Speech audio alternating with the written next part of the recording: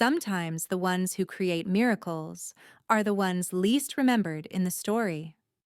When people talk about the Carter family, they immediately think of Vanessa, the perfect eldest daughter, a Wharton graduate, former strategy consultant for Fortune 500 corporations, a regular face on Forbes magazine as a symbol of successful women in tech. But what about Emily? No one mentions Emily Carter. No article writes about her. No tribute ever names her as the one who laid the foundation for the NextWave Systems empire.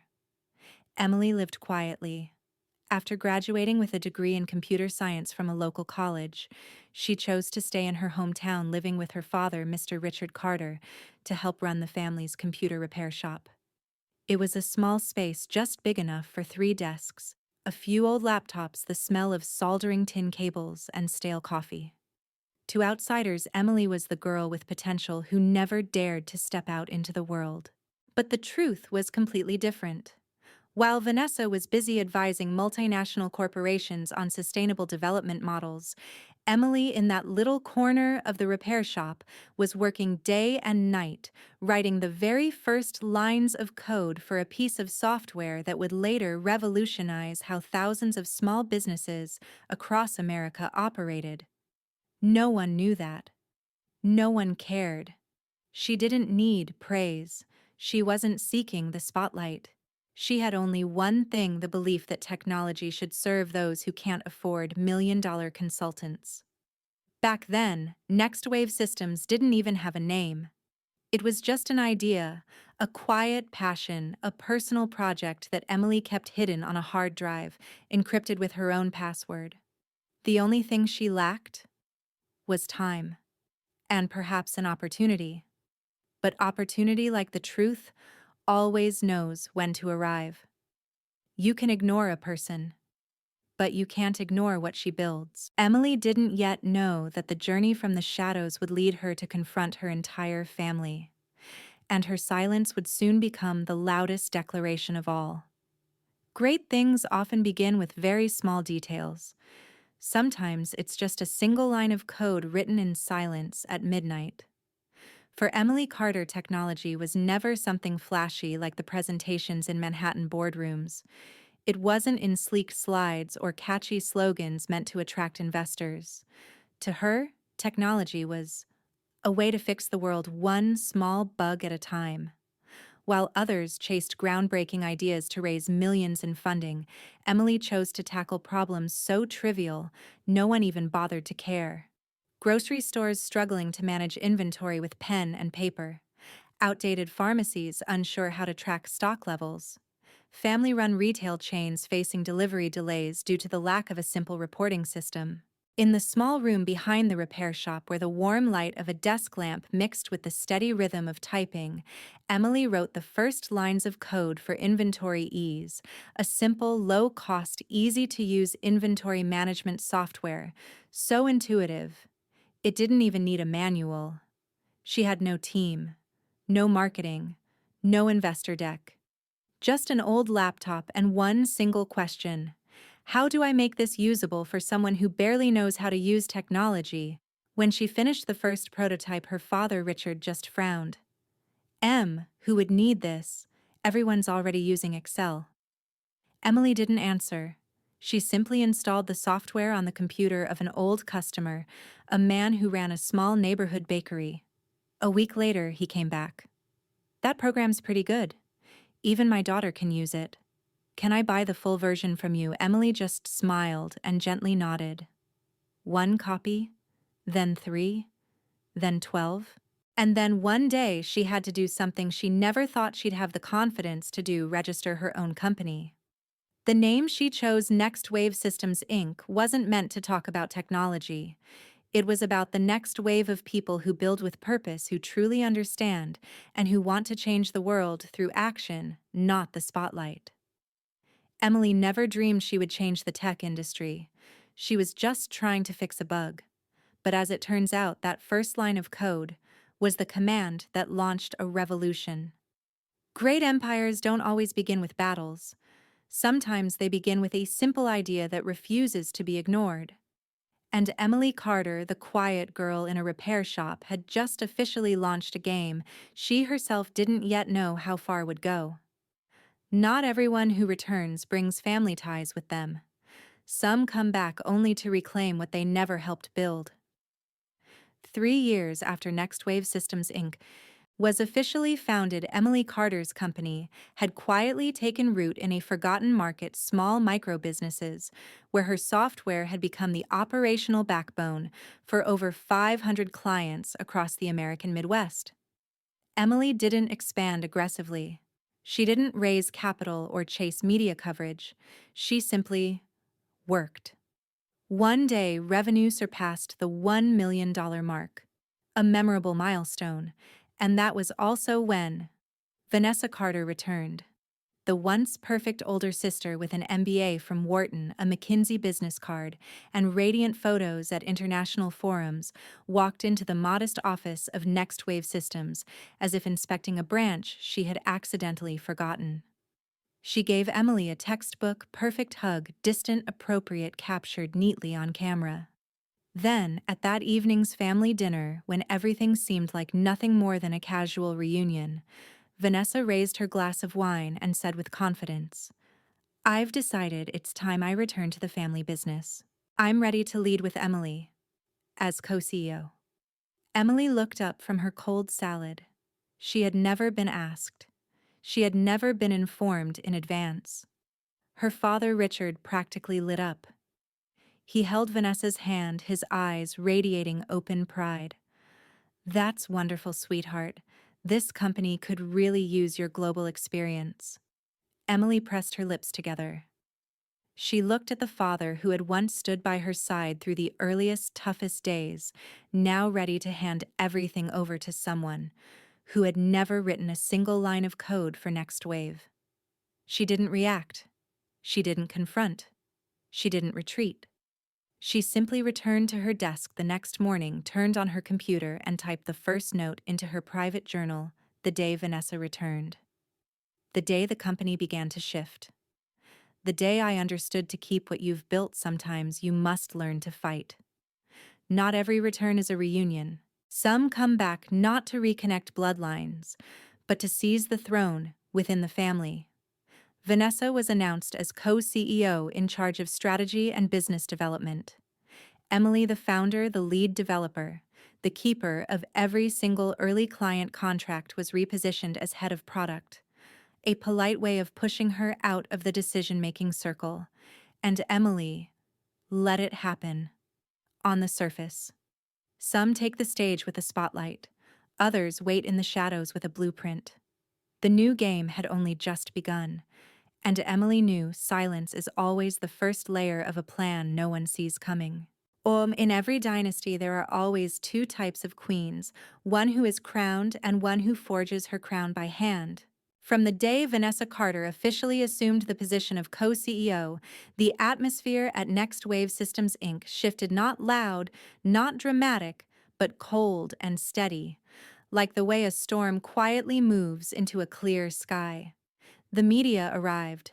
The office suddenly looked nicer. The website was optimized to reflect the image of female leadership. Portraits of the new CEO, navy blue dress arms crossed with power standing before the company logo, began to circulate on LinkedIn. People called Vanessa the new face of smart technology for small businesses. And Emily, no one called.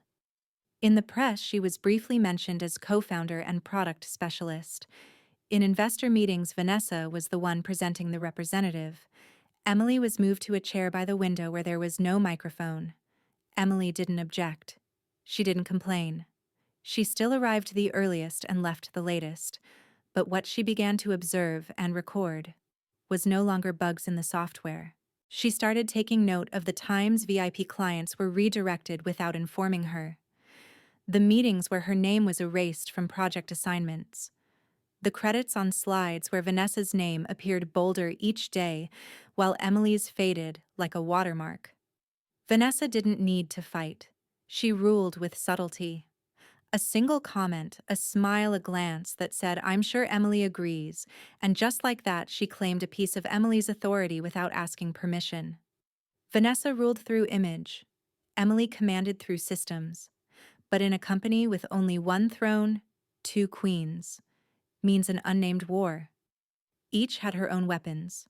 Vanessa had an international profile, a reputation, and the powerful connections investors dreamed of. Emily had technical expertise, the product, and a team of developers fiercely loyal to her. And she had one more thing Vanessa lacked or had, but never valued: silence.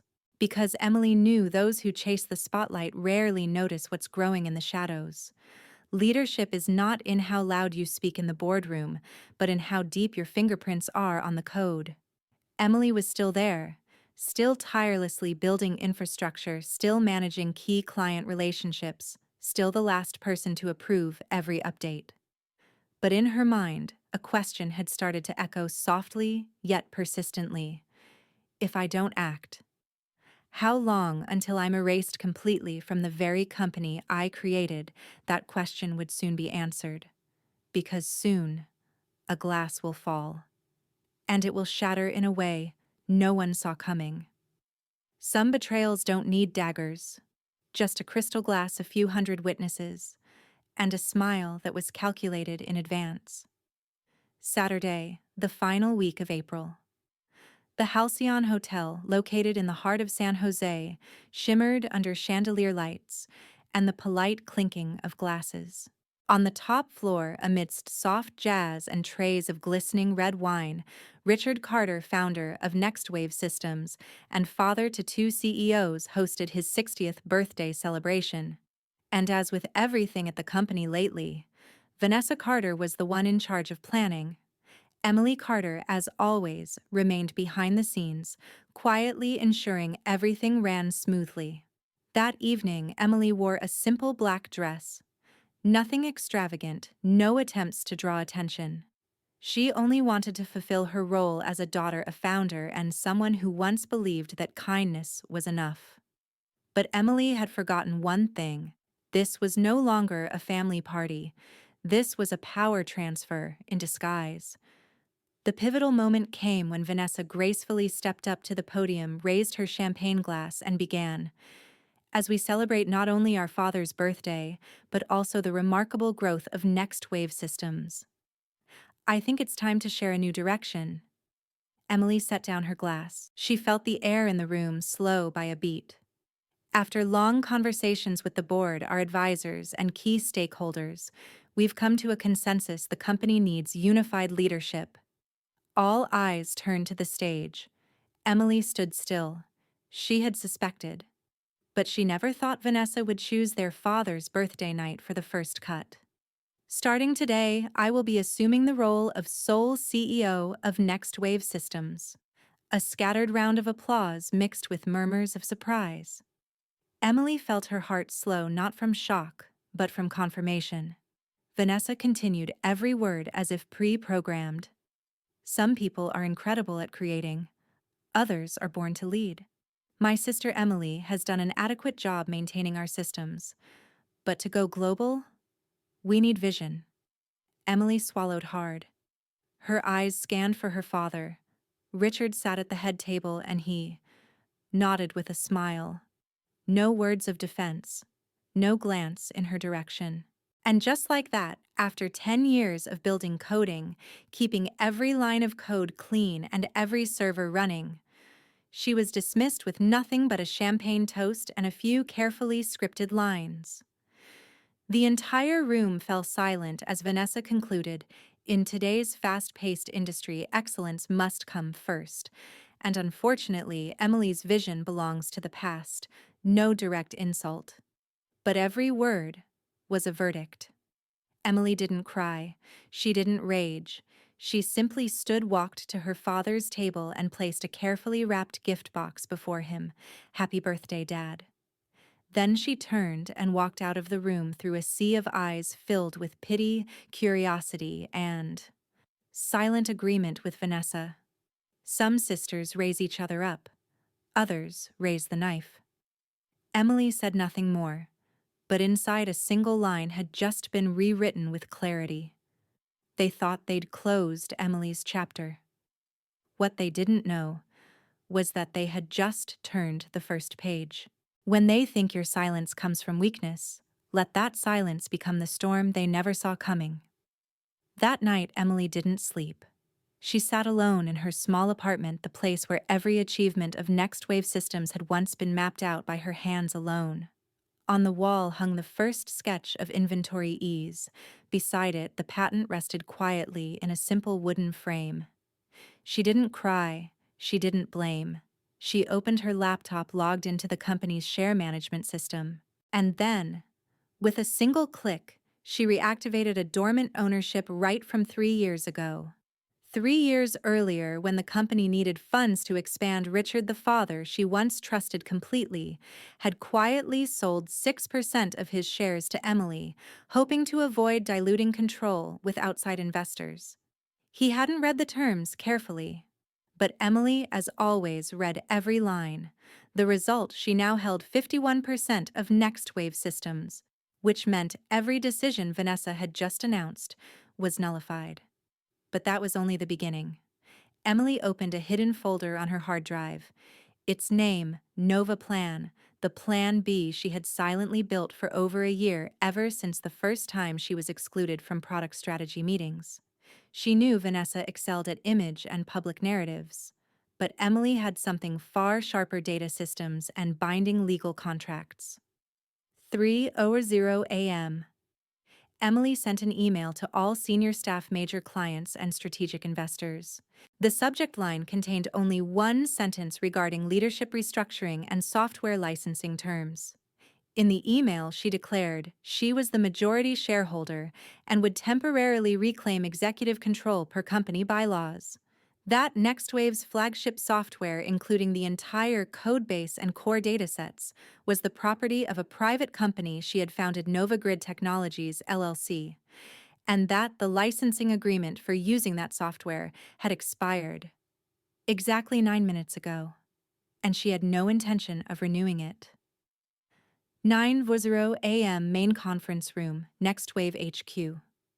Vanessa walked in, all smiles as always, unaware that the entire company had read Emily's email at dawn. When Emily entered, a heavy silence filled the room. Vanessa froze. "What are you doing here?" Emily placed a tablet on the table and connected it to the main screen. Displayed were ownership documents, share transfer agreements from Richard, and the expired software licensing terms. "You don't need to raise your voice. The truth now is enough to drown out all the lovely words from last night." Vanessa stammered. "You can't do this. You're sabotaging your own company." Emily replied gently. "No, I'm taking back what's mine. You tried to erase me. You forgot I built the code and the company." The room fell completely silent. No one defended Vanessa. Not a single nod from Richard. Emily paused, looked at them directly, her voice calm, almost cold. "You have two choices. I walk away. But I take the software, the dev team, and the core clients with me, and the company will be left an empty shell. Or you both resign. I take full control. You stay on as silent shareholders, and NextWave continues to live. But this time under the hand of the one who built it. Checkmate. No retreat. Revenge is loud. Justice is quiet. But reclaiming your crown, that's pure poetry." When Vanessa left the building that day, her face was pale, stripped of all pride. Richard silently signed the transfer documents, not saying a word. As for Emily, she ascended to the top floor, gazing out at the glowing city skyline beyond the glass. The throne had returned to its rightful owner. And this time, she wouldn't let it go. In business, some contracts aren't written on paper, they're signed in disappointment, in silence, and in the costly lesson learned by those too confident they could never lose power. After that fateful morning, the one where Emily Carter dismantled the entire facade of authority Vanessa had constructed, the entire headquarters of NextWave Systems Inc., seemed to fall into a state of pause. No marketing campaigns were launched, no strategic meetings were held. Only one thing remained: the waiting. Waiting to see if Vanessa would retaliate. Waiting to see if Richard would shift sides. waiting to see if Emily, the quiet founder, was truly ready to sit in the seat that should have been hers years ago. Vanessa disappeared from the office for 3 full days. Richard avoided being seen. Emily, on the other hand, began working as if no one had ever interrupted her. She summoned the heads of engineering, HR, and finance, and personally began restructuring the entire product roadmap, expansion strategy, and power structure. No paperwork needed with 51% ownership. Her word now was the signature. And then Friday afternoon, in a closed-door meeting, the final agreement was made. On the opposite side of the table, Vanessa Carter and Richard Carter. Vanessa, with a stiff expression, her eyes void of persuasion, all that remained was fractured pride. Richard, once a pillar of strength, now a quiet figure, sat between his 2 daughters, but had never truly stood for anyone except the Carter name on the company sign. On this side, Emily Carter. No lawyers, no assistant. Just a laptop, a cup of cold tea, and an unwavering gaze. She spoke first. No preamble. I don't need either of you to leave the company. I just need you to leave power. No one objected. Vanessa, she continued, you will receive an executive severance package, retain your public reputation, and receive a formal endorsement from me, enough for you to pursue your own career elsewhere. The only condition, you never return to manage or interfere with any decisions at NextWave. Vanessa clenched her hands, her face pale. But she knew this was the path of least damage, even for herself. She nodded. Emily turned to Richard. You still hold 19% equity. I won't touch it. But I need you to understand, NextWave is no longer a place where fatherhood grants decision-making power. Richard looked at her, eyes brimming, but no tears fell. He only said in a hushed voice, you've grown beyond what I ever imagined. The final agreement was printed. Signed. By hand and through closure. No applause, no smiles, no triumphant soundtrack, just a new chapter. As Vanessa left, Emily walked her to the elevator. No hostility, no cold facade, just a quiet sentence, I hope next time if you want to take something you build it first. Vanessa didn't respond, but her eyes finally carried a trace of respect. The victor doesn't need to humiliate the defeated, because true victory is when others are forced to acknowledge what they once dismissed. The next day, the CEO nameplate was replaced. Emily Carter, Chief Executive Officer, founder. No one asked how she came back, because the entire tech industry already knew she never left. They were just too busy looking elsewhere and forgot who she really was. Some rebuild a company from the ashes, but Emily Carter didn't rebuild. She redefined on the same foundation, with the mindset of someone who was never crowned, but always deserved the crown. In her first week as the sole CEO of NextWave Systems Inc., Emily made no grand speeches, no lengthy emails about a new vision or a comprehensive restructuring. She simply did one thing: held in-person meetings with every department. No assistant, no media backdrop, just a chair, a pen, and one question she asked each team. If I removed the CEO title and set aside all recognition, would you still trust me? What stunned the teams wasn't the question, it was the way she listened. No interruptions, no rebuttals, never once making anyone feel small. Just a nod and meticulous notes, as if every word was the company's most valuable asset. Because to Emily, people weren't resources, they were the foundation. In the first month, Emily dismantled the entire chain of bloated processes Vanessa had once imposed in the name of professionalization. She replaced them with a flexible workflow system, empowering the engineering teams to pilot their own ideas without having to climb through 3 layers of approval. The results: in just 30 days, software bugs dropped by 47%. New feature deployment speed doubled. In the second month, Emily reopened negotiations that Vanessa had once shut down as beneath our brand. She flew to Berlin, Tokyo, and Sydney not for showmanship, but to rekindle relationships that had once been dismissed simply because they didn't match her sister's premium image.